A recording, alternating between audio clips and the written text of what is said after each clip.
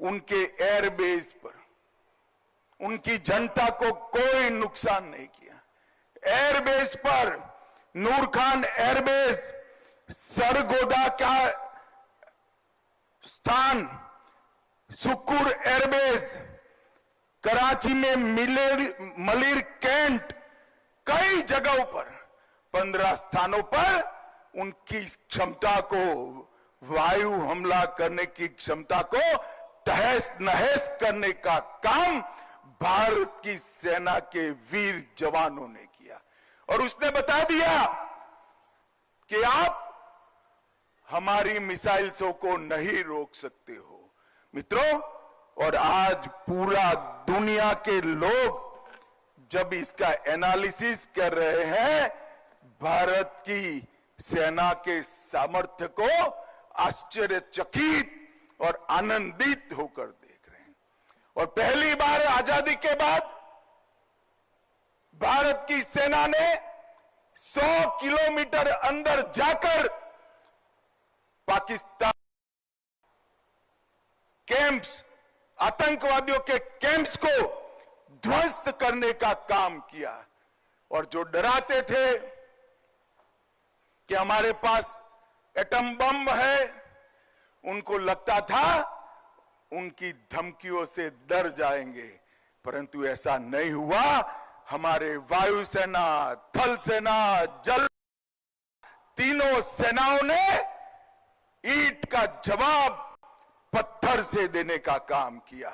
और मित्रों, आज पूरी दुनिया हमारी सेनाओं की मारक क्षमता की सटीकता, हमारी सेना के संयम और हमारे प्रधानमंत्री नरेंद्र मोदी जी की दृढ़ राजनीतिक इच्छा शक्ति की बुरी बुरी प्रशंसा आज पूरी दुनिया कर दी है। और आज मैं इस मंच से तीनों सेना के जवानों को, भारत की जनता और विशेषकर मेरे गांधीनगर लोकसभा क्षेत्र की जनता की ओर से मन पूर्वक सलाम करना चाहता हूं कि आपकी वीरता से हम सबका मस्तक गर्व से ऊंचा हुआ है।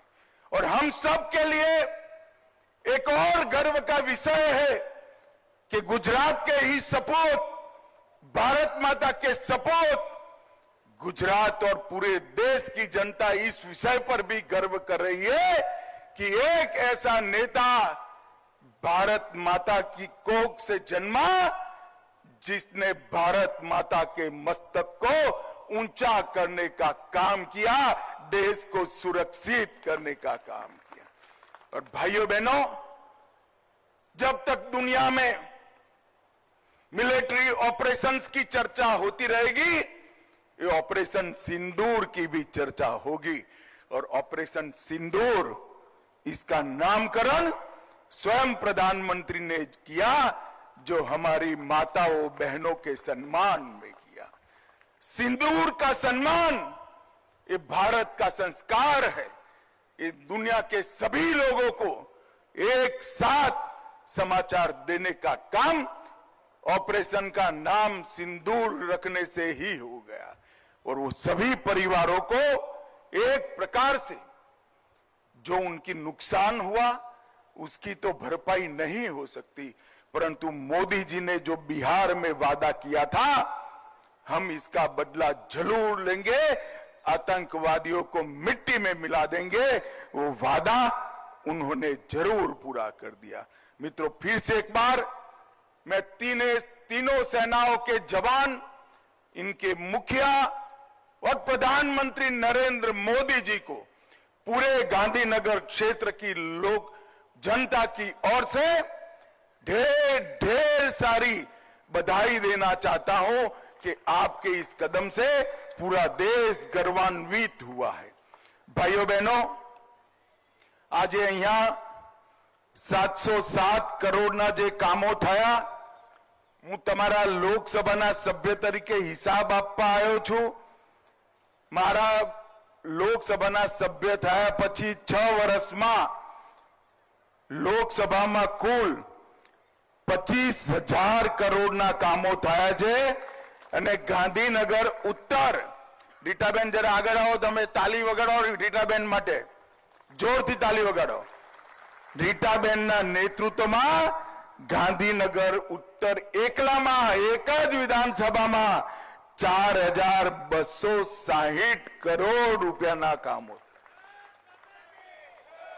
અને આ બધા કામો તમે અમારા તાલુકા પંચાયતના સભ્યને આપો, સરપંચને આપો, જિલ્લા પંચાયતના સભ્યને આપો, ધારાસભ્યને આપો, મારા કાર્યાલયમાં મોકલાવો. હું તો શું કરું? હું તો તમારો. The Supreme Court has questioned and expressed disbelief at a petition which alleged that 43 Rohingyas were forcibly deported by Indian government and thrown into international waters. The Supreme Court called out the timing of this plea and called the petition full of fanciful ideas. The Supreme Court refused to stay further deportation of the Rohingyas. The plea was filed by Colin Gonsalves, who referred to the UN Human Rights Office of High Commissioner report. The Supreme Court also called out the UN Office report, stamping the fact that people outside cannot dictate our authority and sovereignty. Ambassador Bhashwati Mukherjee, former diplomat, is joining us live. Madhav Nalapat, editorial director of the Sunday Guardian, is also live with us. Ashwini Dubey, advocate on record, Supreme Court, joins us. Firoz Bakht Ahmed, former Chancellor, MANUU, also with us live. Let me bring you in here first. Ambassador Mukherjee, what do you make of the Supreme Court's throwing out of this petition? Well, it's not for me to pass judgment on the Supreme Court. But I do believe that they've taken the right action, because a PIL is not intended for frivolous purposes, and a PIL cannot be filed on a mechanical basis day in and day out. If a PIL has been rejected, for the same reason another PIL cannot be filed. And Mr. Colin Gonsalves, who is quite well known for his PILs, should be, I'm sure, is fully aware of that. The Supreme Court, in addition, when it threw out the earlier PIL, it took into account the reason why the government of India, for reasons of national security, have decided to deport these illegal Rohingyas. I can tell you, coming from Bengal, which is my home state, that these Rohingyas have freely infiltrated into Bengal, and then from Bengal they have spread out all over India, including in Delhi. They are extremely aggressive. Many of them are involved in all kinds of clandestine activities. In my perspective, they are a danger to national security.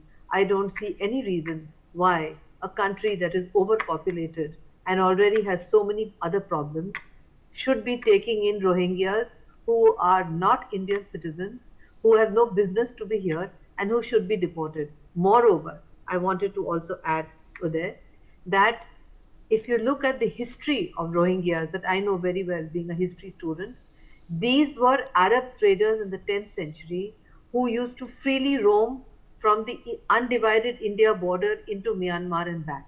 They belong to Myanmar, and the United Nations should ensure that the Myanmarese government facilitate conditions for them to return to their homeland, which is Myanmar. It is not India at all. It has never been India. What they do now is that they infiltrate through Bangladesh into Bengal and then spread out. And they are a threat to our national security. And we should pick up each and every Rohingya in India who's here illegally and deport them. Just as President Trump says that he wants to make America great again, and that he will do whatever is required to keep America safe. I don't see any reason why India is any way less important than the United States. Our government has every right to keep India safe, to make India great, and to take whatever measures are necessary for keeping us. When our Indians were deported in most inhuman conditions from the United States, we took them all back. We said, if they are Indians, we'll take them back. The same is true for Rohingyas. They should be sent back to where they belong, which is to Myanmar. The Myanmarese government must be told that they must take back their own citizens. They are all Myanmarese citizens. They should be sent back to Myanmar. Thank you. Professor Nalapat, what do you believe was the intention of this petition that was filed in the Supreme Court? What were the reasons why this was, this plea was filed in the first place, and how do you react to the Supreme Court's dealing of it?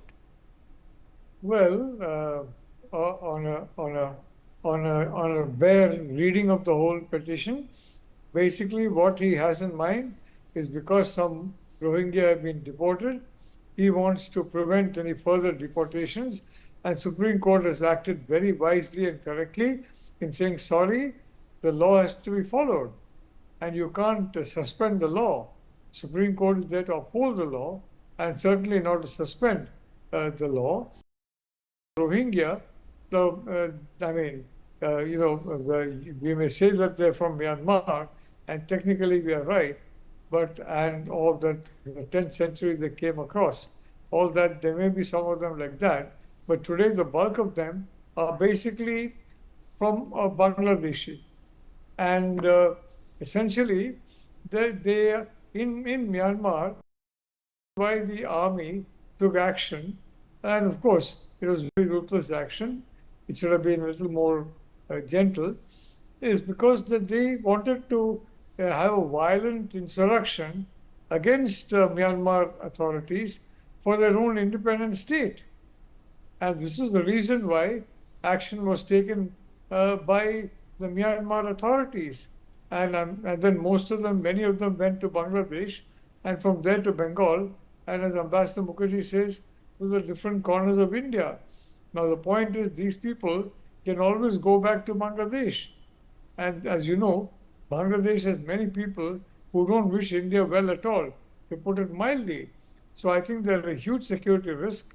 I'm glad the government is taking steps to ensure that India is protected from this. Essentially, the protection and the welfare of 1.4 billion Indians is